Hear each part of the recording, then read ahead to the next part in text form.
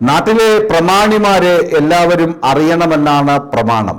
അതുപോലെ നാട്ടിലെ പ്രമാണിമാർക്ക് മറ്റുള്ള ആളുകളെ, തൻ്റെ പ്രജകളെയോ തൻ്റെ നാട്ടുകാരെയോ എല്ലാ ആളുകളെയും അറിയണം എന്ന നിർബന്ധവുമില്ല. ഇത് ഞാൻ പറയാൻ കാരണം നമ്മുടെ പ്രിയപ്പെട്ട മന്ത്രി വീണ ജോർജ് ദുബായ് യാത്ര കഴിഞ്ഞ് തിരുവനന്തപുരം വിമാനത്താവളം വഴി നാട്ടിൽ മടങ്ങിയെത്തിയിരുന്നു.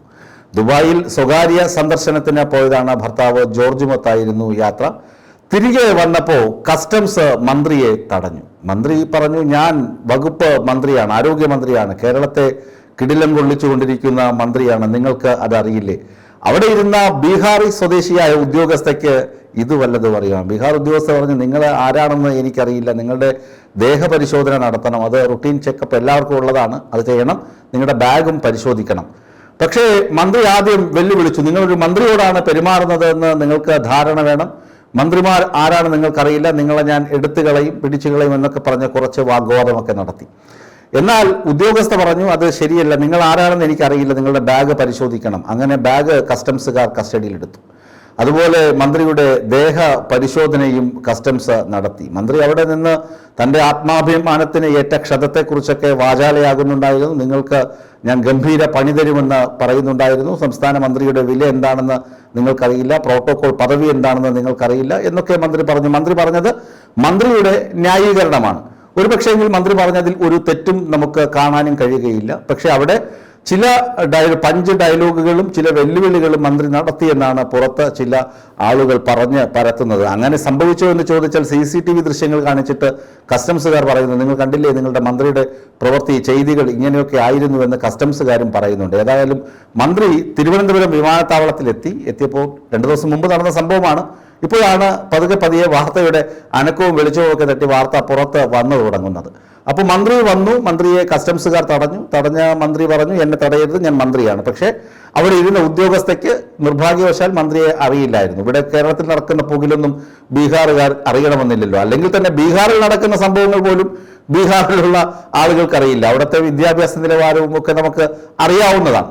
അത് പോകട്ടെ, അതെല്ലാം മാറ്റിവെച്ചാൽ തന്നെ മന്ത്രി പറഞ്ഞു, ഇനിയിപ്പോൾ നിങ്ങൾ എൻ്റെ ബാഗെല്ലാം പിടിച്ചു വാങ്ങി പരിശോധിച്ചതല്ലേ, ഈ ബാഗ് നിങ്ങളങ്ങ് എൻ്റെ ആഫീസിൽ കൊണ്ടുതരേണ്ടി വരും. നിങ്ങൾ ഓർത്തോ, നിങ്ങളൊരു മന്ത്രിയെയാണ് നോവിപ്പിച്ച് വിട്ടിരിക്കുന്നത് എന്നൊക്കെ പറഞ്ഞ് വീണ ജോർജ് പൊടിയും തട്ടി അവിടെ നിന്ന് സ്ഥലം കാലിയാക്കി. അങ്ങനെ പഞ്ച് ഡയലോഗ് അടിച്ചു. എന്താണ്? മന്ത്രിയുടെ ഓഫീസിലേക്ക് ഈ കസ്റ്റംസുകാർ ബാഗ് കൊണ്ടുവരണമെന്നായിരുന്നു മന്ത്രിയുടെ പ്രതീക്ഷയും മന്ത്രിയുടെ പഞ്ച് ഡയലോഗും വെല്ലുവിളിയും. പക്ഷേ കസ്റ്റംസുകാർ യാതൊന്നും അനങ്ങിയില്ല. അനങ്ങാത്തത് മറ്റൊന്നും കൊണ്ടല്ല, കസ്റ്റംസ് ഈ ഉദ്യോഗസ്ഥ തന്നെ മുതിർന്ന ഉദ്യോഗസ്ഥരോട് കാര്യങ്ങൾ ധരിപ്പിച്ചു. ചില ഉദ്യോഗസ്ഥർ അവിടെ പെട്ടെന്ന് സ്ഥലത്ത് എത്തുകയും ചെയ്തു. ഉദ്യോഗസ്ഥർ വന്ന CCTV ദൃശ്യങ്ങൾ പരിശോധിച്ചു. എന്നിട്ട് ആ CCTV ദൃശ്യങ്ങൾ വളരെ ഭദ്രമായി സൂക്ഷിക്കാൻ പറഞ്ഞു. കാരണം മറ്റൊന്നുമല്ല, മന്ത്രി ഇനി എന്തൊക്കെയാണ് ഏടാകൂടങ്ങൾ ഒപ്പിക്കുന്നതെന്നറിയില്ല. പക്ഷേ ഈ CCTV ദൃശ്യങ്ങൾ അതിനൊക്കെ ബദലായ സാക്ഷ്യമായിരിക്കും. അതുകൊണ്ട് CCTV ദൃശ്യങ്ങൾ സൂക്ഷിക്കണമെന്ന് അവിടെ ഉദ്യോഗസ്ഥരോട് പറയുകയും ചെയ്തു. എന്നിട്ട് കസ്റ്റംസിന്റെ പ്രോട്ടോകോൾ പഠിപ്പിച്ചു. കസ്റ്റംസിന് ആരെ വേണമെങ്കിലും ചെക്ക് ചെയ്യാം. കസ്റ്റംസിന് ഇതുവഴി വിമാനം വഴി വന്നിറങ്ങുന്ന അല്ലെങ്കിൽ അവരുടെ അധികാര പരിധിയിൽ വരുന്ന ആളുകളിൽ സംശയമുണ്ടെങ്കിലോ അല്ലാത്ത വ്യക്തികളാണെങ്കിലും അതുവഴി പാസ് ചെയ്ത് പോകണമെങ്കിൽ ഡിക്റ്റേറ്റർ, അതായത് നമുക്കറിയാം എയർപോർട്ടിലെ കവാടങ്ങളൊക്കെ ഈ ഇലക്ട്രോണിക് വസ്തുക്കൾ അങ്ങനെയൊക്കെ കൊണ്ടുപോകുന്നുണ്ടെങ്കിൽ ഒരു മെറ്റൽ ഡിക്റ്റേറ്റർ വഴിയാണ് നമ്മൾ കടന്നു പോകേണ്ടത്. അതുവഴി കടന്നു പോകാനാണ് മന്ത്രിയോട് ആദ്യം ഈ ഓഫീസർ പറഞ്ഞതും. അത് വകവയ്ക്കാതിരുന്നപ്പോഴാണ് അതുവഴി നിങ്ങൾ പോകണം എന്ന് പറഞ്ഞിട്ടാണ് തർക്കമുണ്ടായതെന്നാണ് കസ്റ്റംസുകാർ പറയുന്നത്. അത് അങ്ങനെയാണ് നമുക്കൊക്കെ വാർത്ത ചോർന്ന് കിട്ടുന്നത്.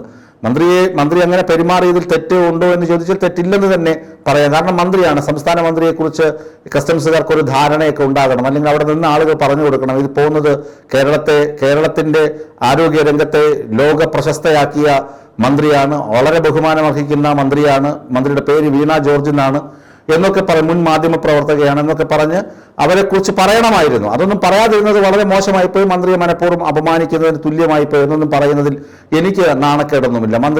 മന്ത്രിയെ നാണം കെടുത്തി വിടേണ്ട അങ്ങനെ വലിയ തെറ്റൊന്നും വീണ ചെയ്തിരിക്കാനും സാധ്യതയില്ല.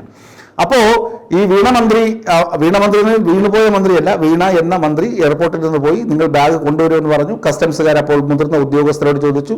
അപ്പോൾ പറഞ്ഞു, നിങ്ങളുടെ പ്രൊസീജിയർ ശരിയാണ്, നിങ്ങൾ ഉദ്യോഗസ്ഥർ നിങ്ങൾ വിഷമിക്കുമെന്ന് വേണ്ട, നിങ്ങൾ എന്താണ് ചെയ്ത പ്രൊസീജിയർ കറക്റ്റാണ്, നിങ്ങൾക്കറിയില്ലേ എന്നൊരു ഉദാഹരണം പറഞ്ഞു. പണ്ടൊരു നടി, മറ്റേ സംഗീത നടി ഉണ്ടായിരുന്നു കങ്കണ റണൌട്ട്, അവരെ ഇതുപോലെ പോയിട്ട് CISF അടുത്താണ് അന്ന് ജാട കാണിച്ചത്.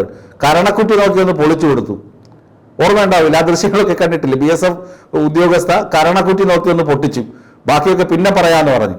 ആ ഉദ്യോഗസ്ഥയ്ക്ക് ഒരു എന്താണ് അന്ന് കുറെ പുകിലൊക്കെ ഉണ്ടായെങ്കിലും പിന്നീട് ഒന്നും നടന്നില്ല. കാരണം ആ ഉദ്യോഗസ്ഥയെ ധീര എന്നാണ് വാഴ്ത്തിയത്. കാരണം ഒരു സിനിമാ നടി, അവര് BJP അനുഭാവിയായാലെന്ത്, BJP MP ആയാലെന്ത്, അവിടെ എയർപോർട്ടിൽ വരുമ്പോൾ എയർപോർട്ടിലെ നിയമങ്ങളൊക്കെ പാലിക്കണം.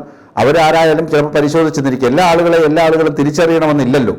പ്രമാണിമാരാണെങ്കിലും ചില സാധാരണക്കാർക്ക് പ്രമാണിമാരെ ചിലപ്പോൾ തിരിച്ചറിയാൻ പറ്റാത്ത അവസ്ഥയുണ്ടാകും. അങ്ങനെയാണ് കങ്കണയ്ക്ക് അടി കിട്ടിയത് വലിയ സംഭവമായി കസ്റ്റംസുകാർ ഇപ്പോൾ ഈ ഉദ്യോഗസ്ഥയെ കാണിച്ചു കൊടുത്തു. അതുകൊണ്ട് അതിനൊന്നും പ്രശ്നമൊന്നുമില്ല, നിങ്ങൾ ഇടിക്കുകയൊന്നും ചെയ്തില്ലല്ലോ. ബാഗ് പരിശോധിച്ചു, ദേഹപരിശോധന നടത്തി, അത് വനിതാ ഉദ്യോഗസ്ഥയാണ് നടത്തിയത്, അതിന് കുഴപ്പമൊന്നുമില്ല എന്ന് പറഞ്ഞ് അവരെ ആശ്വസിപ്പിക്കുകയും CCTV ദൃശ്യങ്ങൾ കസ്റ്റഡിയിൽ സൂക്ഷിക്കാനും പറഞ്ഞിട്ടുണ്ട്.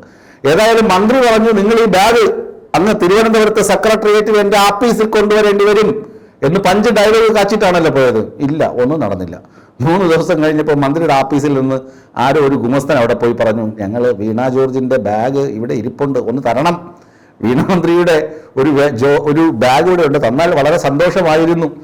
അപ്പോൾ വളരെ സന്തോഷത്തോടുകൂടി കസ്റ്റംസുകാർ ആ ബാഗ് എടുത്ത് ആ ഗുമസ്തന്റെ കയ്യിൽ കൊടുക്കുകയും ചെയ്തു. അതുകൊണ്ടല്ല ഗുമസ്തൻ അതുകൊണ്ട് സെക്രട്ടേറിയറ്റിലേക്ക് ഓടി രക്ഷപ്പെട്ടു എന്നാണ് കേൾക്കുന്ന കഥ.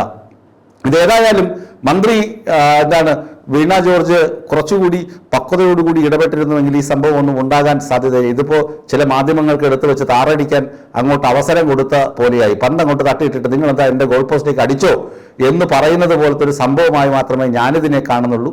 ഏതായാലും മന്ത്രി വീണ അങ്ങനെ എയർപോർട്ടിൽ അടപടലം നാണം കെട്ടാണ് തിരികെ പോയതെന്ന് പല മാധ്യമങ്ങളും എഴുതി കാണുന്നുണ്ട്. ഇതിലെ വാസ്തവം മന്ത്രി ഇനി ആരോടെങ്കിലും പറയുമോ എന്ന് ചോദിച്ചാൽ മന്ത്രി പറയുന്നത് കമാന്നൊരു അക്ഷരം മിണ്ടരുത്, അവിടെ നാണം കെട്ടതേ നാണം കെട്ട്, ഇനി ഇത് പുറത്താരോടും പറയരുത് എന്ന തരത്തിലാണ് ഇക്കാര്യത്തെക്കുറിച്ച് മന്ത്രി പ്രതികരിക്കുന്നത് എന്നാണ് മറ്റൊരു സ്ഥലത്തു നിന്നും അറിയാനും കഴിഞ്ഞത്.